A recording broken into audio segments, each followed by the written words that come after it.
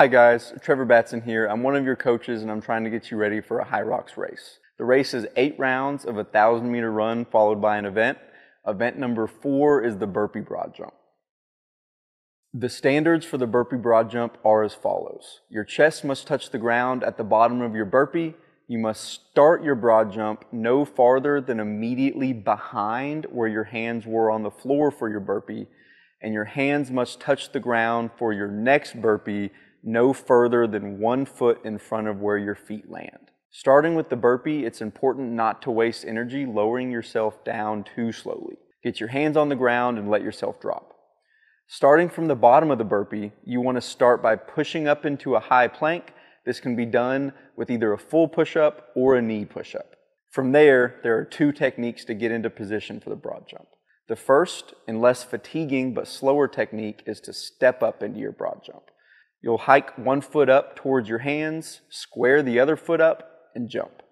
The more fatiguing but faster way is to hop both feet up at the same time and use the momentum to go right into the broad jump. For the jump, the 2 main things to focus on are staying low and staying balanced. Once you get your feet into position, go right into the jump and make sure you're not wasting any effort jumping higher than you need to. We're only worried about distance traveled forward. At the same time, you don't want to overshoot your jumps to the point where you're off balance. That both wastes energy and can lead to you sprawling your hands too far out in front of your feet and taking a penalty. Practice these enough that you can stay consistent with your technique, breathing pattern, and jump distances. If you're going to take a break on these, do it after landing. You'll be tempted to do it on the ground, but that's the worst place to take a big breath in because you're laying right on your diaphragm. You also don't want to take it after the burpee and before the jump because you'll lose your forward momentum. Quick sets, quick rests is the way to go. This event is right in the middle of the race and isn't somewhere you want to gas out on.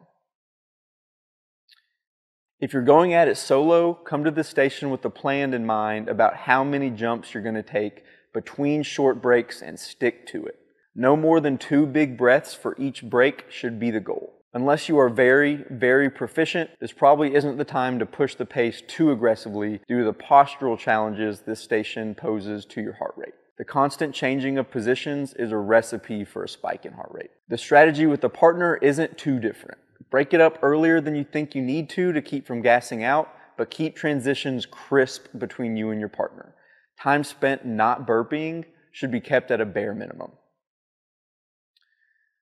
But there's really not a whole lot of ways to get around doing these in training. You don't need any equipment, you just need space. Practicing the full movement will be very important in finding a rhythm with both your breathing and your technique. Burpees, jumping, push-ups, and plank variations are all ways to work on specific areas of this movement, but also don't discount exercises like heavy squats and deadlifts and their ability to improve leg strength and power. A couple extra inches on each broad jump will really add up across 80 meters of these.